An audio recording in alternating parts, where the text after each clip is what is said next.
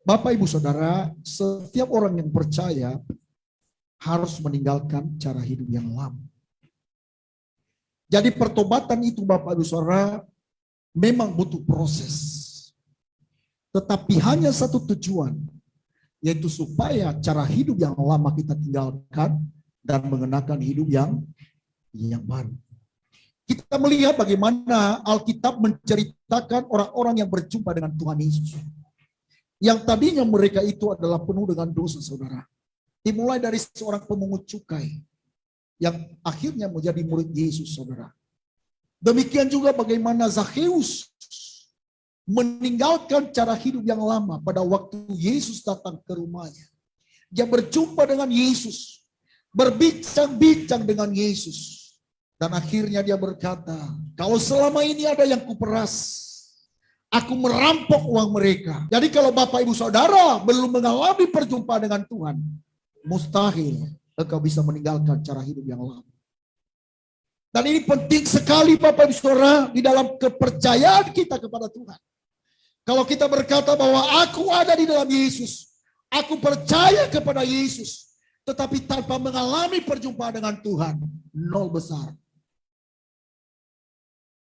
Bukan KTP kita yang menentukan kita masuk surga, tetapi perubahan hidup kita pada waktu kita berjumpa dengan Tuhan. Itu yang sangat penting.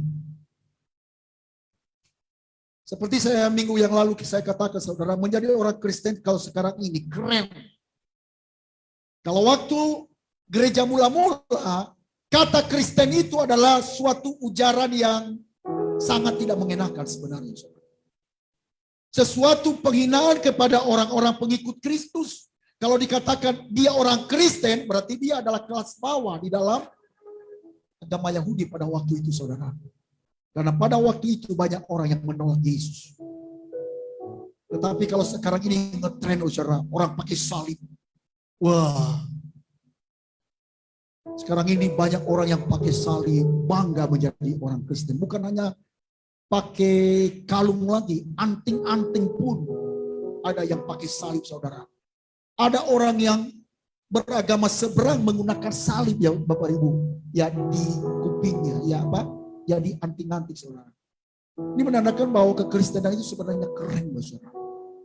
Karena kenapa? Karena ajaran Yesus setelah dipahami, saudara, luar biasa. Karena tidak ada ajaran yang sempurna di bawah kolong langit ini, Bapak Ibu, saudara, yang olehnya kita diberkati, saudara, selain daripada ajaran Yesus. Karena tidak ada ajaran Yesus untuk membunuh orang yang berbeda pendapat. Tidak ada ajaran Yesus untuk menyuruh membunuh manusia yang lain yang berbeda dengan agama yang dipeluk oleh orang-orang yang memeluk ya agama Kristen, saudara. Tidak ada ajaran Yesus tentang itu. Tetapi ajaran Yesus selalu memberkati. Ajaran Yesus berbicara tentang kasih. Ajaran Yesus berbicara tentang keselamatan manusia, supaya tidak ada satupun yang binasa, melainkan beroleh hidup yang kekal. Jadi setiap kita juga orang yang percaya, kita harus meneladani keteladanan Kristus. Bukan seperti gambar-gambar yang ada di dinding-dinding kita, jemaat, bangsa di dinding rumah jemaat, saudara. Kalau kita lihat, itu bukan sebenarnya gambar Yesus yang sesungguhnya. Ada historinya tentang gambar itu, tetapi sesungguhnya itu bukan gambar Yesus. Jadi kalau gambar Yesus di dalam majalah-majalah ataupun di kalender saudara gondrong, itu bukan itu yang kita tiru, bukan itu yang kita teladani. Tetapi kedekatan dia dengan Bapa, saat dia melakukan kehendak Bapa, itu yang kita teladani, saudara, dalam seluruh aspek hidupnya. Baru keren namanya orang yang percaya, kalau kita sungguh-sungguh mengalami perjumpaan dengan Tuhan. Amin, saudara. Nah, dalam kesempatan ini ya saya mengajak membuka Alkitab kita, Efesus pasal yang keempat, ayat yang ke-17 sampai dengan ayat yang ke-32. Ya, ada di layar juga dan mungkin ada di Alkitab Bapak Ibu Saudara. Ya, saya mohon ya untuk tetap fokus dalam membaca ayat demi ayat. Karena ini penting sekali. Kita datang di tempat ini untuk mendengarkan firman Tuhan, saudara. Amin ya. Ya, maka kita harus serius untuk mendengarkan firman Tuhan. Efesus pasal 4 ayat 17 sampai dengan ayat yang ke-32. Saya ayat yang pertama, ayat 17, Bapak Ibu Saudara nanti ayat yang ke-18. Dan kita seperti biasa, kita baca secara berbalas-balasan. Saya jemput kita bagi berdiri, ya untuk kita membaca ayat-ayat yang luar biasa ini dalam perikop manusia baru. Jadi setiap orang yang sudah percaya kepada Yesus, tidak lagi hidup di dalam kegelapan. Tidak lagi hidup dalam dunia yang lama, melainkan ia harus mengenakan hidup yang baru di dalam Kristus.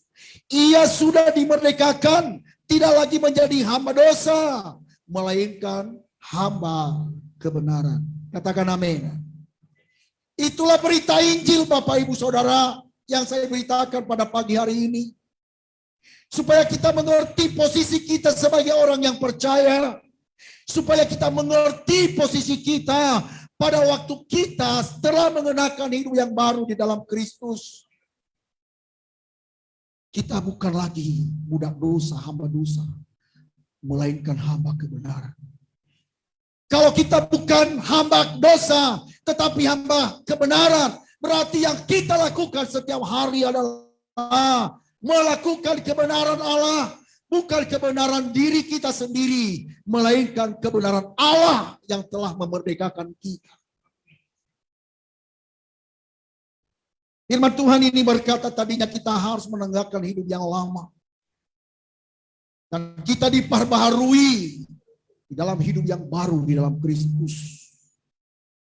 Yang perlu dibaharui itu bukan baju baru, bukan sepatu baru, tetapi yang paling penting yang kita perbaharui adalah apa? Roh dan pikiran kita. Amin saudara.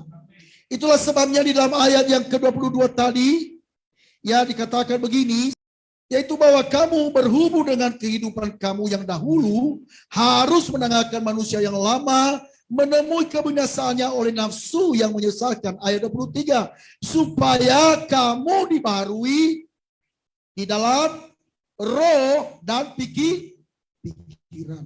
Berarti ada dua yang dibaharui di sini saudara, adalah roh dan pikiran. Ini penting. Kalau kita mengenakan hidup yang baru, maka sudah otomatis roh kita dan juga pikiran kita, yaitu jiwa kita, perasaan kita harus dibaharui. Sama seperti yang dikatakan oleh Rasul Paulus, hendaklah kamu ya memiliki hati dan pikiran yang terdapat di dalam Kristus Yesus. Tanpa itu nggak mungkin kita memiliki Kristus. Kita mungkin hanya ngaku-ngaku kita menjadi pengikut Kristus, tetapi sesungguhnya jauh dari persekutuan dengan Tuhan. Jangan akhirnya nanti saudara kita akan ditolak di dalam pengadilan Allah. Sekalipun kita memiliki KTP Kristen. Yesus berkata di dalam Matius pasal 7, bukan setiap orang yang bersyukur kepadaku Tuhan, Tuhan, yang masuk di dalam kerajaan Allah, melainkan mereka yang melakukan apa? Kehendak Bapakku. Dan pada waktu kita melakukan kehendak Bapa, tidak mungkin kita sanggup melakukan itu bila kita tidak diperabui dalam roh dan pikiran kita, bila kita tidak memiliki pikiran dan perasaan Kristus. Ada beberapa hal yang saya sampaikan di sini saudara. Pertama, saya kupas dulu tentang manusia yang lama. Dalam nasihat yang kita baca tadi di dalam ayat 18, ada beberapa hal yang kita lihat di sana, manusia yang lama yang harus kita tanggalkan. Saya ulangi lagi di dalam ayat 18. Dikatakan begini, Bapak Ibu Saudara. Siapa yang boleh bantu saya? Ayat 18 Pak? Iya, boleh. Iya. Ya.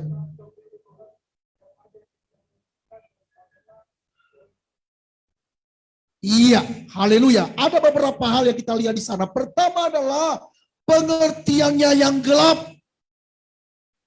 Maksudnya adalah hidup tanpa kepastian. Bagaimana setiap orang yang hidup dalam gelap, saudara? Adalah hidup di dalam ketidakpastian. Selalu meraba-raba. Tidak berjalan dalam hikmat dan pengertian ilahi. Mereka hanya bersandar kepada pengertian sendiri, tanpa menyandarkan pengertiannya kepada hikmat Allah. Itulah orang-orang yang tidak memiliki pengertian yang benar. Pengertiannya hidup, pengertiannya gelap. Itu yang dikatakan dalam ayat 18 tadi. Karena tindakan mereka dan masa depan pun gelap. Seperti yang saya katakan tadi, mereka hanya bersandar kepada pengertian mereka sendiri. Pengertian yang gelap. Dan pengertiannya yang gelap. Yang kedua adalah jauh dari hidup persekutuan dengan Allah. Cara hidup yang lama pertama tadi pengertian yang gelap. Yang kedua adalah hidup yang jauh dari persekutuan dengan Allah. Artinya adalah hidup yang jauh dari Tuhan. Tidak memiliki damai sejahtera dan jalan surga. Yang dipikirkan hanya kesenangan diri sendiri. Tidak memikirkan bagaimana apa yang ada di depan kehidupan yang kekal. Apalagi tentang keselamatan. Mereka tidak pikirkan itu. Kenapa? Karena jauh dari persekutuan dengan Allah. Pemazmur berkata bahwa apa? Hanya dekat Allah saja aku tenang. Kalau Bapak Ibu Saudara memiliki kehidupan yang enggak tenang, kerasa kerusuk saudara, berarti tandanya jauh dari persekutuan dengan Allah. Ada persoalan sepertinya mau mati rasanya saudara. Itu artinya masih kita mengandalkan kehebatan dan kekuatan kita. Harusnya kalau kita punya persoalan saudara, kita semakin dekat dengan Tuhan. Jangan kita hanya pintar nyanyi. Tanpa Yesus di sisiku, tanpa Yesus menopangku, tanpa Yesus. Tapi hanya pintar nyanyi toh. Harusnya kalau kita sadari, tanpa Yesus aku tidak dapat berbuat apa-apa. Berarti pada waktu kita memiliki persoalan kehidupan saudara, semakin dekat dengan Tuhan. Dan bukan hanya pada waktu ada persoalan, susah dan senang kita harus semakin dekat dengan Tuhan. Semakin kita bergantung kepada Tuhan. Sekalipun dunia menghambat kita, sekalipun dunia menggosipkan kita, kita tetap percaya kita semakin dekat dalam persekutuan dengan Tuhan. Pikirkan hal-hal yang menyenangkan hati Tuhan. Jangan banyak memikirkan hal-hal kesenangan diri. Kalau kita hanya memikirkan kesenangan diri, saudara, semakin dan semakin jauh kita dari Tuhan. Kita harus hanya mengasihi diri kita sendiri. Omongan orang bawa perasaan. Padahal sering kita, hidupku hanya ditentukan oleh perkataanmu. Kalau kita mengatakan hidup kita ditentukan oleh perkataan Tuhan, hidup kita ditentukan oleh firman Allah, maka tutup telinga pada waktu engkau mendengarkan kata-kata negatif tentang engkau. Percayalah kepada Tuhan. Engkau tidak perlu membalas hinaan dengan hinaan. Orang yang mengutuki engkau memberkati.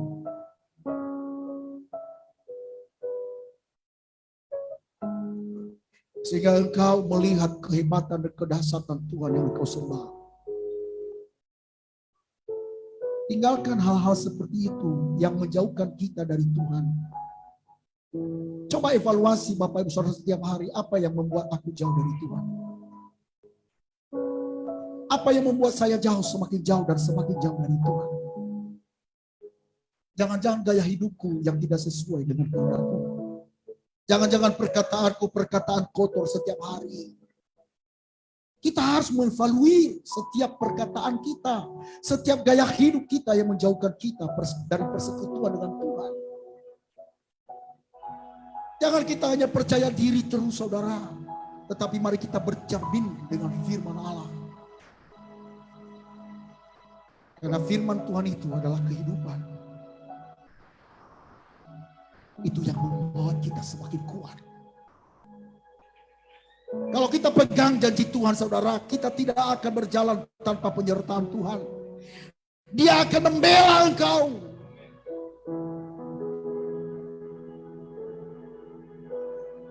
Kalau Allah sudah menyertai kita, itu sudah cukup. Kalau Allah di pihak kita, tidak ada yang dapat memisahkan kita dari kasih Allah. Firman Tuhan yang berkata begini, ya, tidak ada yang dapat memisahkan kita dari kasih Allah. Ketelanjangankah, kepedangkah, kelaparankah, malaikat mautkah tidak dapat memisahkan kita dari kasih Allah. Bahkan kita lebih daripada pemenang.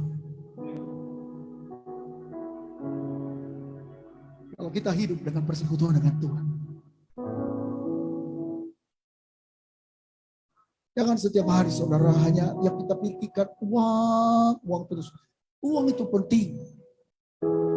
Tetapi jangan menghapus persekutuan dengan Tuhan. Banyak orang Kristen, saudaraku kekasih dalam Tuhan, ingin kaya. Tapi saya katakan kepada jemaat GBI Kota Daud, kalau engkau mengingini kekayaan, engkau semakin jauh dari Tuhan. Itu firman Tuhan yang mengatakan demikian. Mari kita lihat 1 Timotius pasal yang ke-6 ayat yang ke-9 sampai 10. Ayo kita baca bersama-sama supaya meresap dalam hati kita bahwa Pak Gembala tidak ngomong hanya begitu saja, saudara. Ini firman Tuhan. 1-2 ya. Tetapi mereka yang ingin kaya terjatuh ke dalam pencobaan, ke dalam jerat, dan ke dalam berbagai-bagai nafsu yang hampa dan yang mencelakakan, yang menenggelamkan manusia ke dalam keruntuhan dan kebinasaan. Ayat ke-10. Karena akar segala kejahatan adalah cinta uang. Sebab oleh memburu uanglah beberapa orang telah menyimpang dari iman dan menyiksa dirinya dengan berbagai-bagai dosa. Jadi kalau Pak Gembala mau katakan bahwa itu kalau engkau mengingini kekayaan, semakin engkau jadi Tuhan. Bukan berarti salah untuk kaya. Tetapi kalau engkau menghabiskan waktumu tanpa persekutuan dengan Tuhan, engkau semakin jauh dari Tuhan dengan keinginan-keinginan untuk kaya, saudara. Itulah yang Tuhan tidak sukai. Karena Allah menginginkan roh yang ditaruh dalam kita itu. Dia cemburu, dia mencemburui roh yang ditaruh Allah di dalam diri kita. Dia inginkan supaya roh itu untuk memimpin kita dalam segala kebenaran, semakin dekat dengan Tuhan. Mungkin Bapak Ibu Saudara bertanya kepada saya, kalau saya nggak kerja dong bagaimana? Harus bekerja keras. Tetapi ada ukurannya. Orang percaya itu memiliki ukuran. Kalau semua engkau habiskan waktumu tanpa persekutuan dengan Tuhan, hanya uang. Apa yang dicari orang siang, malam, pagi oleh uang. Tidak ada lagi persekutuan dengan Tuhan. Habis. Hari Minggu, hari di mana kita bersyukur, berterima kasih, beribadah kepada Tuhan. Harusnya setiap hari Minggu itu peribadatan kepada Tuhan, saudara. Kecuali kalau istrimu melahirkan di rumah sakit, boleh Bapak Ibu Saudara tidak datang ke gereja. Pokoknya khususkan. Hidup bersekutu dengan Tuhan itu harus secara khusus, saudara. Tidak hanya suka-sukanya kita, tapi suka-sukanya Tuhan. Berikan waktumu untuk Tuhan. Engkau telah mengerjakan pekerjaanmu. Itulah sebabnya firman Tuhan berkata, 6 hari lamanya engkau bekerja. Tetapi pada hari yang ke-7, engkau kuduskan hari itu. Artinya khususkan, tidak harus hari Sabat. Engkau khususkan waktu untuk Tuhan. Waktu engkau beribadah, jangan pikirkan bisnis dulu. Sekalipun bisnisnya itu miliaran, Bapak Ibu Saudara, tanggalkan itu semua. Engkau fokus pikiranmu pada firman Tuhan. Engkau fokus hidupmu untuk menyembah Dia. Semuanya itu Allah sediakan. Itulah sebabnya Dia berkata, carilah dahulu kerajaan Allah dan kebenarannya. Maka semuanya itu akan ditambahkan kepadamu. Khususkan hari itu, fokusmu kepada Tuhan.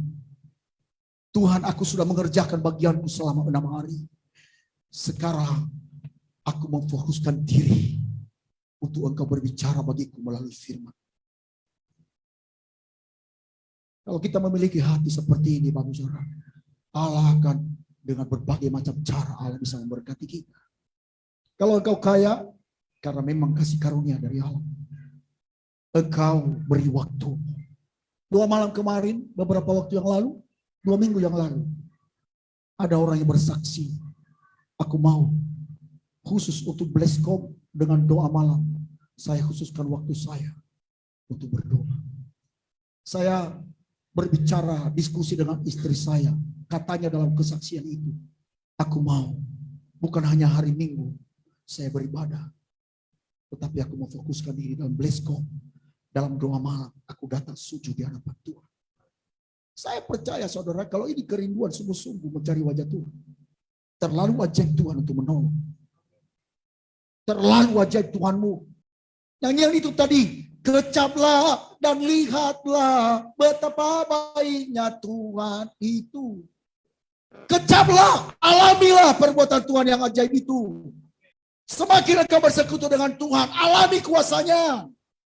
Kecaplah kebaikan Tuhan. Suatu waktu akan engkau lihat dan bersaksi sungguh Allah yang hebat. Dalam kesaksian itu dia berkata begini, juga nggak enak sama Pak Gembala, diumumkan terus setiap minggu nggak ada yang datang. Makanya saya mau datang Pak Gembala. saya bilang waduh, jangan karena Pak Gembala dong yang umumi. Pak Gembala tugasnya melayani. Responmu karena engkau mengasihi Tuhan. Kalau engkau hanya engkau mengasihi Pak Gembala, oke, itu nomor ke belakang. Tapi satu-satunya dulu prioritaskan. Aku datang Tuhan, karena aku mengasihi Engkau. Aku bersyukur atas perbuatanmu yang ajaib dan luar biasa. Beri waktumu untuk bersekutu dengan Tuhan. Yang kedua, yang ketiga, cara hidup yang lama itu adalah dia katakan di ayat 18 lagi. Saya ulangi. Ya, dan hidup bersekutu dengan Allah karena kebodohan yang ada di dalam mereka. Perhatikan di sini, garis bawahi kebodohan. Orang yang hidup yang lama itu hidup dalam kebodohan. Kebodohan di sini bukan berarti bodoh untuk membaca. Bukan berarti dia bodoh, dia tidak bisa merangkai. Ini Ibu Budi, bukan itu namanya kebodohan yang maksudnya di sini. Bukan dia bodoh mengatakan 1 tambah 1 sama dengan 2. Bukan itu. Itu boleh kita pinta dengan itu. Tetapi yang dikatakan di sini adalah ya karena kebodohan yang ada dalam mereka, karena kedegilan hati mereka. Seorang yang bodoh adalah seorang yang sengaja menghancurkan dirinya sendiri. Berpikir pendek, gampang untuk menghancurkan diri dan masa depan hidupnya. Dan banyak orang Kristen yang sudah bertobat, namun masih bodoh dan degil. Mudah terjerumus dalam dosa. Mudah diprovokasi oleh kekuatan kegelapan. Itu namanya bodoh. Karena kenapa? Karena masih hidup dalam kehidupan yang gelap. Cara hidup ini kita harus tanggalkan. Tidak berbuat apa-apa dalam hidup percaya kita. Tanggalkan kebodohan untuk menghancurkan diri sendiri. Dan yang berikutnya, perasaannya tumpul. Ya. Ayat 19, perasaan mereka telah tumpul. Apalagi? Sehingga mereka menyerahkan diri kepada hawa nafsu. Dan mengerjakan dengan serakah segala macam kecemaran. Perasaan tumpul. Orang seperti ini bisa saja berada di gereja. Tapi karena perasaannya sudah tumpul, dia tidak bisa lagi menerima kebenaran firman Tuhan. Hatinya tertutup, tumpul. Mungkin saja dia mengerti firman, tetapi semuanya tidak ada artinya. Karena memang perasaannya sudah tumpul. Firman Tuhan tidak mengubah hidupnya. Dia hanya mendengar dan angin lalu. Itulah yang namanya perasaan yang tumpul. Ya, perasaan yang tumpul. Tidak dapat mengubah hidupnya lagi. Sama seperti yang saya katakan dari awal, dia berjalan dalam pengertian sendiri. Itu yang perasaan tumpul. Jangan heran dengan orang mengatakan, dia nggak punya perasaan sih. Bukan perasaan cinta kepada istri ya. Gak memiliki kepekaan lagi, udah tumpul. Dia nggak tahu bahwa ada di sekitarnya masih ada orang yang memerlukan pertolongan. Karena perasaan tumpul udah degil. Gak mau melihat lagi orang-orang di sekitarnya. Hanya melihat perasaannya sendiri. Tumpul, tidak tajam ya keluar. Hanya ke dalam saja yang dia pikirkan. Firman Tuhan itu sama sekali tidak mempengaruhi hidupnya. Ia tetap saja hidup secara duniawi. Dia hidup secara daging. Dan hidup di dalam dosa. Itulah cara-cara hidup yang lama yang harus kita tinggalkan. Namun apa? Manusia baru dia digambarkan dalam nas ini. Manusia yang baru yang digambarkan dalam nas ini, mari kita lihat dalam ayat ke-20. Ayat 20 dia berkata, tetapi kamu bukan demikian. Kamu telah belajar mengenal Kristus. Perhatikan di sini. Ya, cara hidup yang baru itu adalah belajar dan mendengar. Belajar dan mendengar. Setelah lahir baru bukan otomatis sudah sempurna. Tetapi kita masih harus belajar. Belajar untuk sabar. Belajar untuk mengasihi. Belajar untuk mengampuni. Setia. Belajar mendengar perintah Tuhan. Sehingga kita menjadi serupa seperti Kristus. Tidak langsung kita bertobat lalu sempurna, saudara. Harus perlu namanya belajar. Dilatih. Ada banyak orang Kristen, saudara, setelah bertobat lalu tidak berbuat apa-apa, hanya berhenti berbuat dosa. Makanya nanti kita lihat, coba lihat di dalam ayat yang berikutnya. Ya, orang yang tidak mau belajar, gambaran tentang pertobatan itu, ya kita lihat. Nah, ayat yang ke-28, coba lihat. Ayat ke-28 dari ayat ini. Kita baca bersama-sama, 1, 2 ya. Orang yang mencuri, janganlah ia mencuri lagi.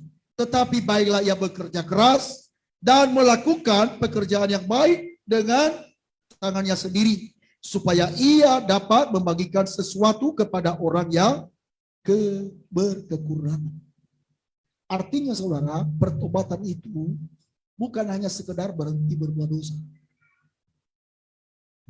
Mungkin selama ini pengertian Bapak Ibu Saudara, kalau udah bertobat itu berhenti berbuat dosa. Tidak cukup. Sebab suatu waktu nanti akan tertarik kembali kepada dunia yang lama. Tetapi apa yang diajarkan oleh Rasul Paulus di sini, saudara, dia berkata, tetapi baiklah ia bekerja keras. Artinya lakukan hal yang positif. Tidak cukup hanya untuk berhenti berbuat dosa. Ambil bagian dalam melayani Tuhan. Bekerja keras. Saya teringat khotbah seorang pendeta yang juga Bapak Ibu Saudara, saya senang sekali kalau dia khotbah. Kalau Bapak Ibu Saudara dengar namanya Bigman Sirait, almarhum. Di dalam detik-detik waktu dia hampir meninggal, saudara, dia meninggalkan dunia ini, saudara. Apa yang dia katakan di sana? Dia katakan penyesalan yang paling akhir adalah pada waktu seseorang dia tidak melayani Tuhan. Ada suatu waktu nanti orang menyesal. Di dalam kekekalan nanti, saudara, banyak orang yang memiliki penyesalan karena dia tidak mau memberi diri untuk melayani Tuhan. Jadi kalau kita sudah bertobat tidak cukup hanya berbuat berhenti berbuat dosa. Kita harus melakukan hal-hal yang positif seperti yang dikatakan tadi, bekerja keras. Boleh saya umpamakan itu untuk melayani Tuhan. Suka berdoa, baca firman. Karena kalau seandainya kita pertobatan kita hanya sekedar berhenti berbuat dosa, suatu waktu kita akan ditarik oleh dunia yang lama. Saya pernah jatuh dengan hal ini, Bapak Saudara. Pada waktu saya pikir, udahlah. Pada waktu saya udah terima Yesus. Pada waktu saya mengalami pertobatan yang sungguh-sungguh di daerah Sukabumi, saudara. Waktu retreat anak pemuda. Di situ saya meninggalkan hidup yang lama. Jimat-jimat semua saya serahkan kepada pendeta yang melayani itu. Dan saya katakan, aku tidak mau mengulang lagi. Dan sesudah itu saya puas dengan itu, saudara. Hampir-hampir aku tersirat lagi dengan dunia yang lama.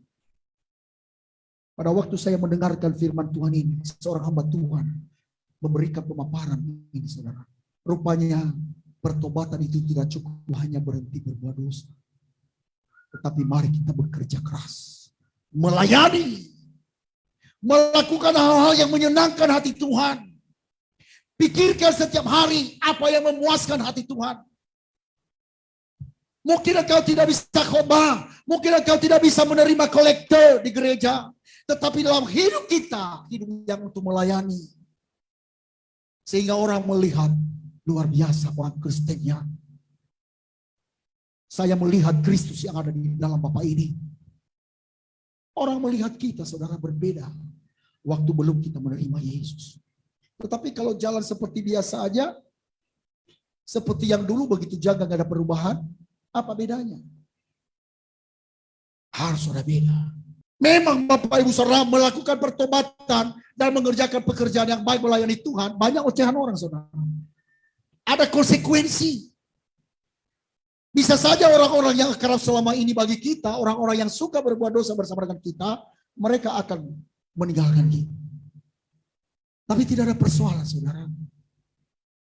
Kalau akan konsisten untuk melakukan kebenaran, Allah menggantikan sesuatu hal yang selama ini kehilangan di dalam diri kita. Asalkan kita sungguh-sungguh mencari Tuhan. Kita harus belajar. Kita harus belajar untuk mendengar. Kalau saya tonton, ya, banyak siaran, saudara, belum mendengar kata orang udah nyahu dulu. Anak-anak muda jangan suka menyela kalau orang berbicara, apalagi kalau orang tuamu berbicara. Banyak mendengar. Anak-anak muda yang takut akan Tuhan mendengarkan orang tuanya berbicara. Iya Pak, iya Pak. Jangan menyela langsung bisa usahutin. Istri, dengar. Kalau suami lagi ngomong, hormatilah dia.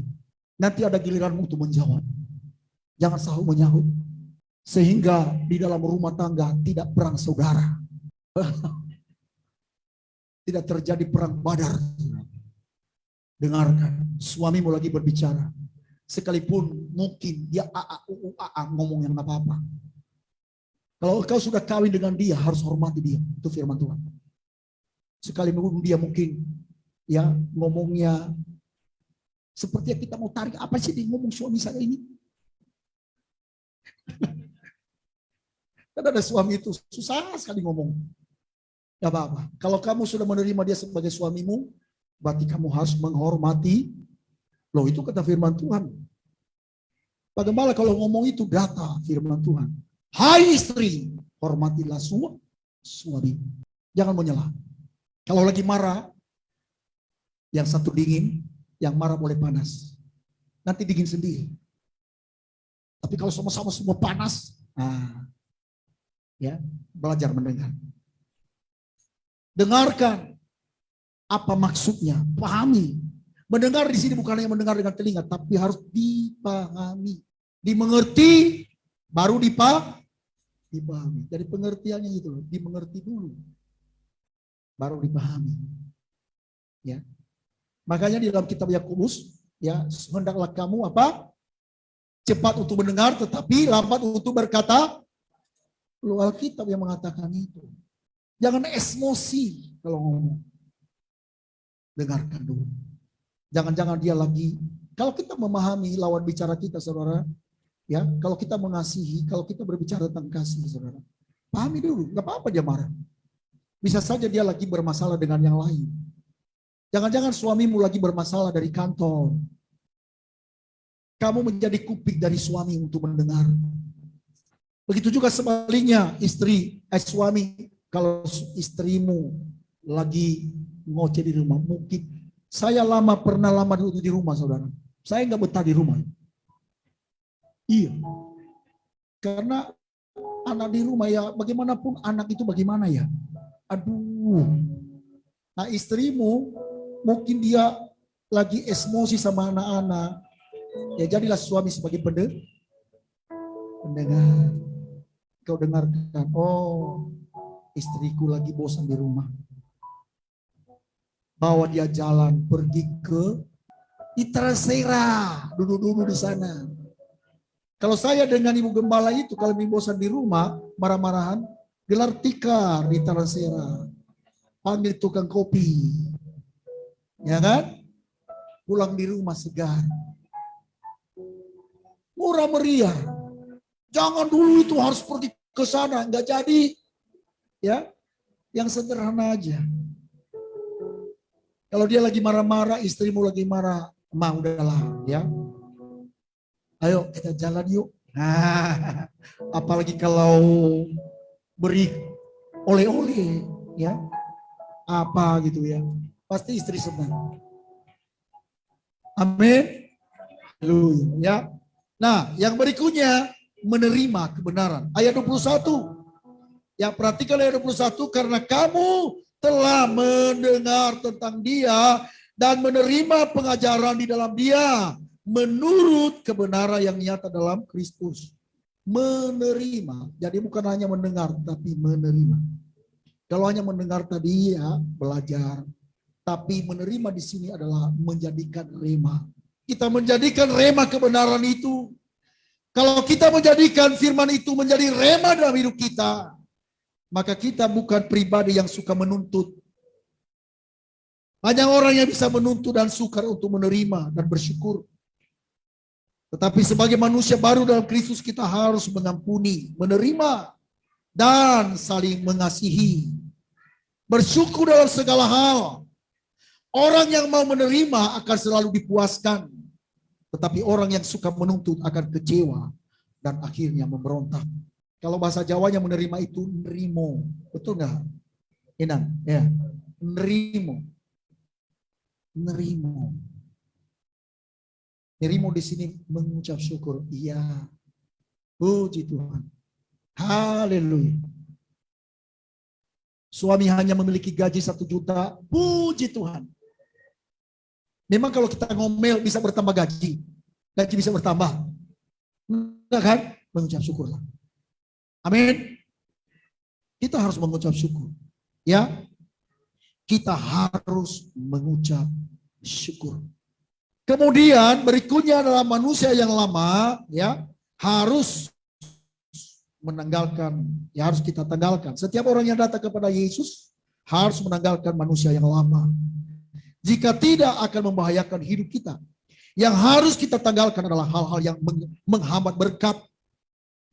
Hal-hal yang menghambat berkatmu, engkau harus tanggalkan. Apa contoh yang menghambat berkat? Pertengkaran. Pertengkaran di rumah tangga itu menghambat berkat. Makanya saya garis bawahi, istri dengan suami saling menghormati, saling mengasihi. Karena kalau pertengkaran terus ada di dalam rumah tangga, ingat, berkatmu akan terhambat. Amin. Terhambat juga mujizat, kasih, dan anugerah Tuhan. Seperti ketidaksabaran, ketidaktaatan, kesombongan, dan pikiran duniawi. Kita harus tanggalkan semua. Tanggalkan ya, keangkuhan, keinginan daging, keangkuhan hidup, keinginan mata, keangkuhan hidup. Nafsu jahat harus kita tanggalkan. Karena itu adalah menghambat berkat kita. Yang berikutnya dan yang terakhir adalah diperbaharui. Seorang manusia baru akan diperbaharui dalam roh dan pikiran.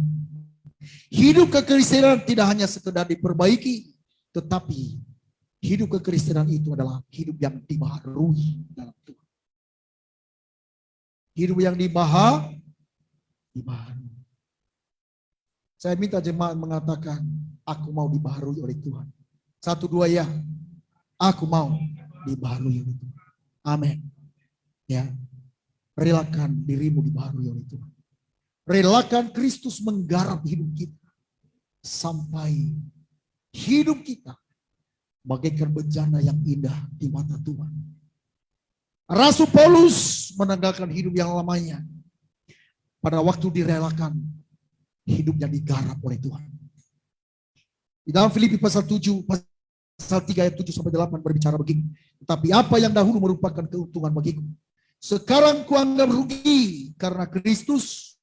Malahan segala sesuatu kuanggap rugi karena pengenalan akan Kristus Yesus, Tuhanku, lebih mulia daripada semuanya. Oleh karena dialah aku melepaskan semuanya itu dan menganggapnya sampah supaya aku memperoleh Kristus. Saudara, kalau Bapak, Ibu, Saudara, dan saya tidak mau meninggalkan hidup yang lama, percayalah kita tidak mungkin memperoleh Kristus. Karena nggak mungkin bertahta di dalam hati kita dua-duanya. Harus salah satu, pilih mana. Hidup yang lama atau hidup yang baru. Dan hidup yang baru yang bertahta adalah Kristus. Sekalipun mungkin pengalaman hidupmu, dalam pengalaman cara hidup yang lamamu membuat engkau beruntung. Engkau dipuja-puji orang oleh karena cara hidup yang lama. Yang hidup serba kompromi. Tetapi pada waktu engkau mengenal Kristus, supaya engkau memperoleh Kristus dalam hidup, suka atau tidak suka, kita harus menanggalkan itu.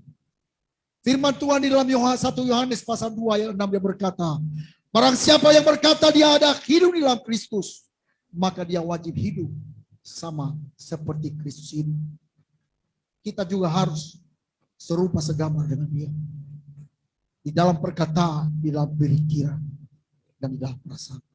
Terakhir, ada orang yang bertanya kepada saya, Pak, setelah saya menerima Yesus, kemudian saya membunuh, apakah saya bisa masuk neraka atau tidak? Kalau orang membunuh setelah menerima Yesus, sebenarnya dia berdusta pada dirinya. Dia melakukan hal yang jahat. Setelah dia hidup dalam Kristus, itu adalah hal yang jahat. Itu kedustaan. Ayat yang terakhir, coba lihat di dalam 1 Yohanes pasal 3 ayat 6. 1 Yohanes 3 ayat 6, coba lihat Yudi. 1 Yohanes 3 ayat 6. Iya, 1, 2 ya. Karena itu setiap orang yang tetap berada di dalam dia tidak berbuat dosa lagi. Setiap orang yang tetap berbuat dosa tidak melihat dan tidak mengenal. Amin. Amin. Jadi kalau orang yang mengaku bahwa dia sudah menerima Yesus lalu dia berbuat dosa, itu dusta. Tetapi orang yang sungguh menerima Yesus tidak berbuat dosa lagi. Tuhan berkati kita. Amin.